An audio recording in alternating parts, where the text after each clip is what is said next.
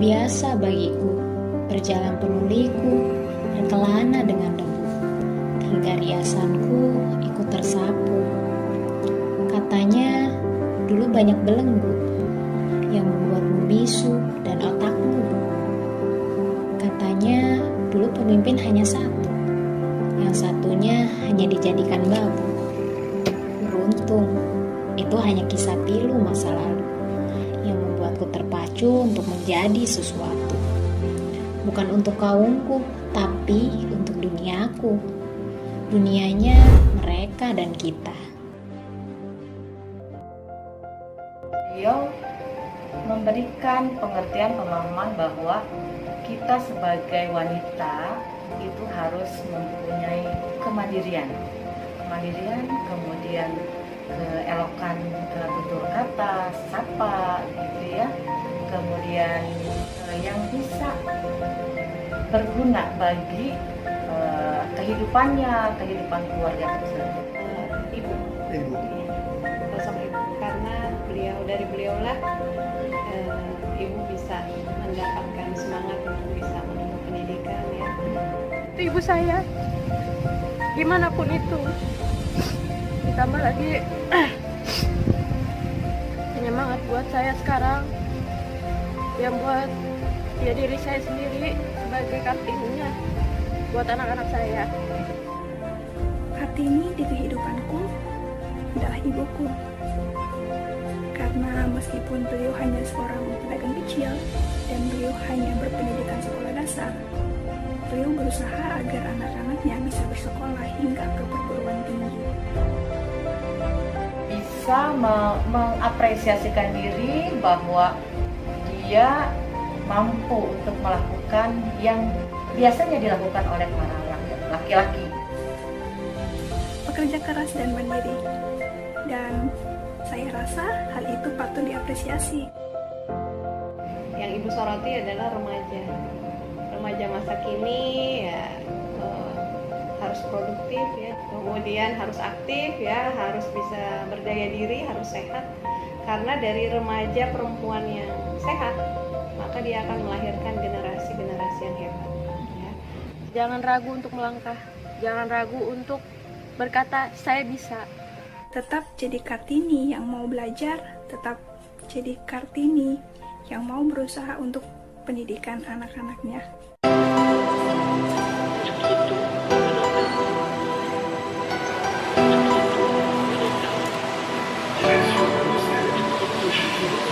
Hai semesta, namaku Shirley. Aku adalah salah satu dari sekian juta wanita yang beruntung karena terlahir ke dunia ini. Layaknya akar yang kuat, begitupun dengan para wanita Indonesia. Terkadang, kesulitan harus kamu rasakan terlebih dahulu sebelum kebahagiaan yang sempurna datang kepadamu. Raden Ajeng Kartini. Kalau dahulu wanita masih didiskriminasi, bersyukurlah kita yang saat ini memiliki kebebasan dalam berekspresi. Raden Ajeng Kartini merupakan sosok yang sangat berjasa dalam hal ini. Pemikirannya yang cemerlang bahkan jauh melampaui zamannya. Sosoknya begitu amat istimewa dan sangat menginspirasi para wanita di Indonesia. Aku merepresentasikan Kartini masa kini sebagai sosok wanita yang berani untuk memilih dan menentukan jalan hidupnya sendiri. Memilih profesi apa yang akan ia jalani, melanjutkan pendidikan ke perguruan tinggi, bekerja, atau menjadi ibu rumah tangga yang sejati. Tidak ada yang salah dari hal tersebut.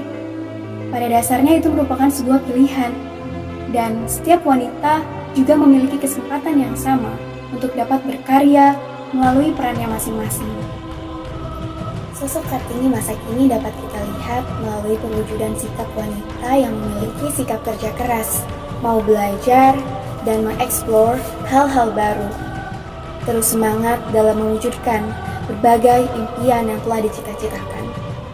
Sosok Kartini masa kini dapat tercermin dalam sikap wanita yang memiliki kerendahan dan kebesaran hati, tidak pamrih, suka menolong orang lain, dan juga peduli terhadap sesama perempuan.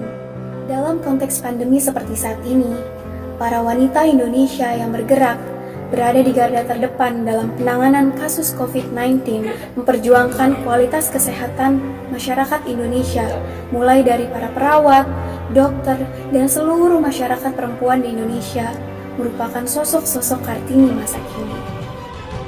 Wanita Indonesia harus saling mendukung, harus kuat dan saling menguatkan, tidak boleh saling sikut, apalagi saling menjatuhkan. Because women support women. Bersama menjadi wanita yang punya suara dan punya pilihan untuk dirinya sendiri, mampu memberikan dampak dan kontribusi untuk kemajuan Ibu Pertiwi. Let's get uplifted, empowered, and energized together.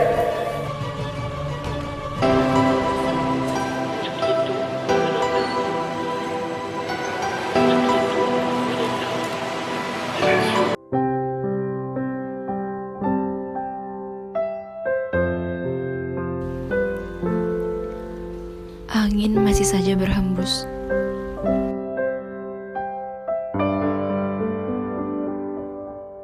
Nafas juga terus menengus. Hati seolah terasa hangus.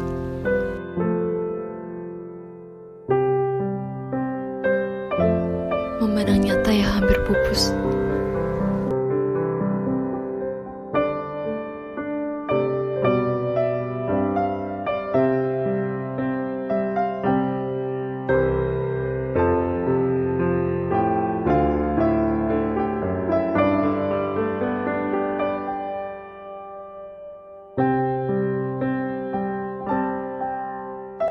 Kami sekarang mampu berlari, mengejar mimpi yang begitu tinggi. Duduk sejajar bersama lelaki. Bekerja sama membangun negeri. Kartini mengajarkan untuk berani, bahwa mimpi harus diraih dan didapati. Kartini mengajarkan bahwa perempuan berhak dihargai, tanpa menghilangkan kodratnya lelaki. Kami sekarang bukan kancawengking lagi. Kami sekarang mampu berdiri dengan tonggak emansipasi. Kami sekarang dapat mengungkapkan ekspresi.